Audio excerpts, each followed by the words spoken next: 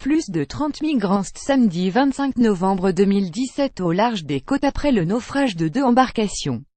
2 ont été secourus, d'Arco Bandicapsi. Pas plus de 30 migrants ont trouvé la et 200 autres ont été secourus ce samedi après le naufrage de 2 embarcations au large des côtes libyennes. Les gardes-côtes libyens ont mené 2 opérations de sauvetage au large de Garabouli, 60 km à l'est de Tripoli, a indiqué le colonel Abou Agila Abdelbari, un responsable des gardes-côtes à Tripoli. Plus grand que Ali Rossi, couloir humanitaire. 20 Syriens arrivés vendredi soir en France et ont obtenu un visa de demandeurs d'asile. Arrivés sur place, nous avons découvert un premier canot pneumatique coulé. Plusieurs personnes étaient agrippées à une partie de l'embarcation, a précisé le colonel.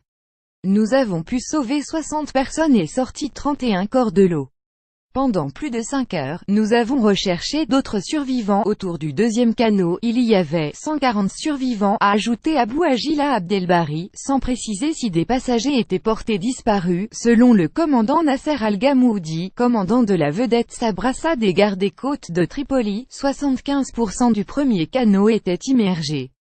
Pendant plus de 5 heures, nous avons recherché d'autres survivants, puis, attirés par des cris, nous avons pu secourir une femme, a-t-il encore indiqué. Plus grand que Ali Rossi. Esclavage en Libye. La communauté internationale et la France s'indignent alors qu'elle savait, les conditions climatiques de ces jours-ci semblent propices à l'envoi de migrants vers les côtes européennes à bord d'embarcations souvent vétustes, qui peinent à arriver à destination, a expliqué Abou Agila Abdelbari.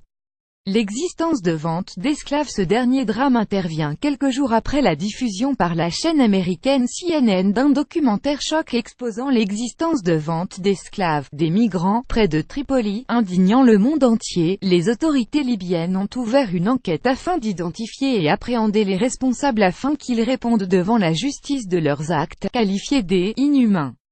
Plus grand que Ali Rossi. Plus de 5000 migrants en Méditerranée en 2016, année la plus meurtrière selon l'ONU. La Libye est la plaque tournante du transit des migrants d'Afrique subsaharienne cherchant à gagner l'Europe, et en plus des 2 opérations de samedi, les gardes-côtes ont secouru plus de 600 migrants au large des côtes libyennes dans les dernières 48 heures, selon la page Facebook de la marine libyenne.